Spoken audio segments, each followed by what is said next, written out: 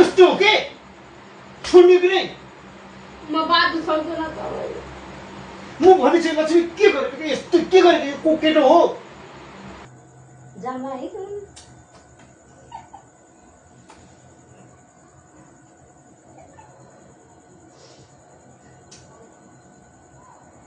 लक्ष्मी के गर्न लाग्यो कस्तो गर्मी भयो भाइ को यो कोही हैन कम्मल हो यो सिरानी पर यो मान्छेको टाउको देखिरहेको को यो ए भगवान को यो अरे कोही हैन के मैले यहाँ सिरानीको खोल राखियो तन्ना सन्ना गुटमुटा राखियो रोक रोक लट्ठी लिएर आउँछु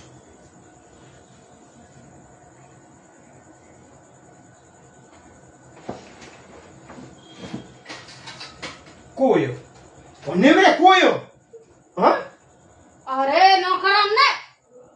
को यो को यो छिटो भन न फेरि को सिधा सिधा सोध्दैछु है म भन्दैछु फेरि म भन्दैछु है फेरि मैले सिधा सिधा कस्तो हो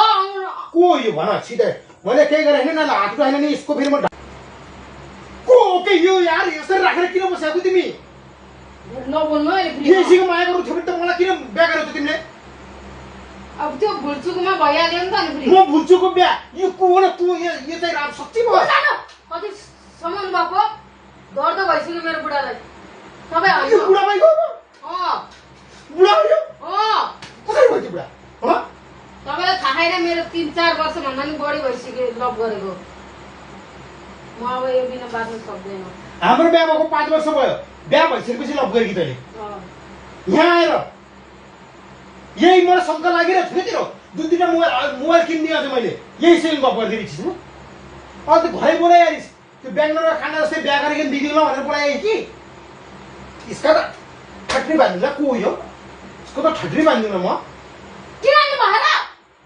म उसलाई बिर्दाखेरि त किन जलिहा जल्दैन त फेरि म भन्दैछु है लक्ष्मी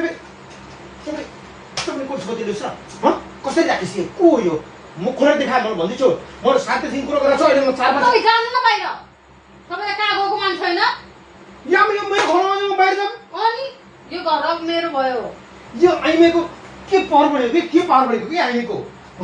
यो मेरो घरमा पनि यहाँबाट पनि गएँ म मेरो टाउको दुखिसक्यो चुप लाएर बाहिर जानु है अहिले अब ढोक्का लगाएर फेरि बाँडेर पिट्छु यिनीहरूलाई अब को यो भन् छिटो को यो भन् मेरो लभर हो नबोल्नु अलिकति पनि शरम छैन त्यो तेरो आँखामा शरम भएर यसरी बोल्थे लाज छैन अलिकति पनि के होला आज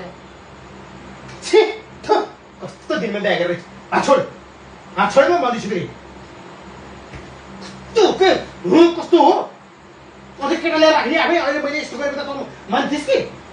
मान्थे नि म नि माला लगाएर बिहा गराइदिन्थे जानु तपाईँ पनि हामी त्यो जस्तो घात गर्ने मान्छे होइन के यसरी घात गर्ने अर्कालाई यो को देखा भन्दैछु है म फेरि बाबा त्यस्तो बेला भएको चिप्के त्यही चिप्के कस्तो हो के छोड्ने कि नै म बाँच्नु सक्दैन तपाईँ म भने चाहिँ लक्ष्मी के गरेको यस्तो के गरेको यो को केटो हो अझ त्यसैको बाँच्नै सक्दिनँ भन्दिनँ हौ अब तपाईँ जहाँ गई हुन्छ म अब यो बिना बाँच्न सक्दैन अब के हो के बोलेको त्यस्तो के बोलेको त्यस्तो के बोलेको त्यस्तो के बोलेको त्यस्तो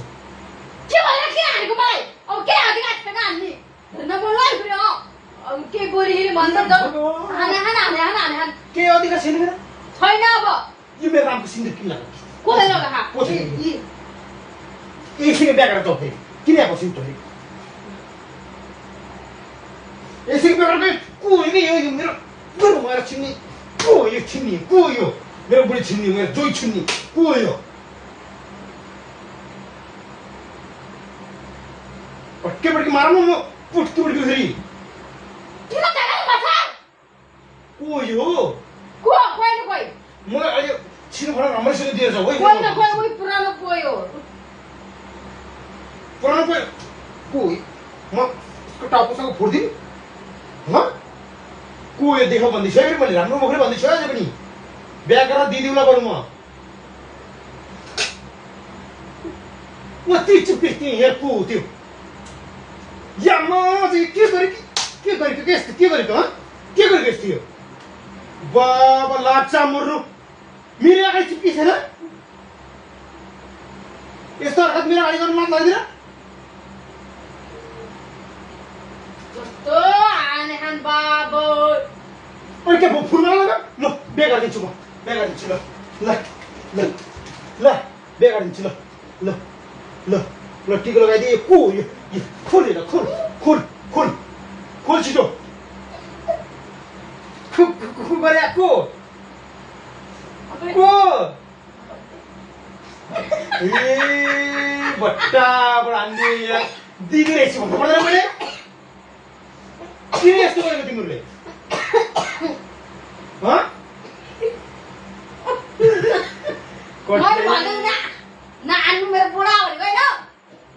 कठै बिचरा दिदीले पट्टाबाट हान्ने मैले भन्नु पर्दैन पहिल्यै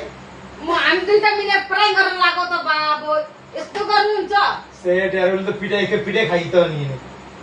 सेट पागल जाऊ ल बेकार जाऊ तिम्रो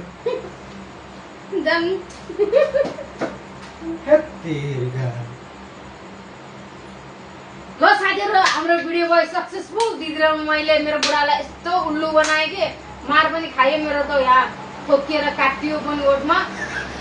हेर्नु यस्तो गरेको बाप रे अब एउटा फेरि डिउ खान पाइने हो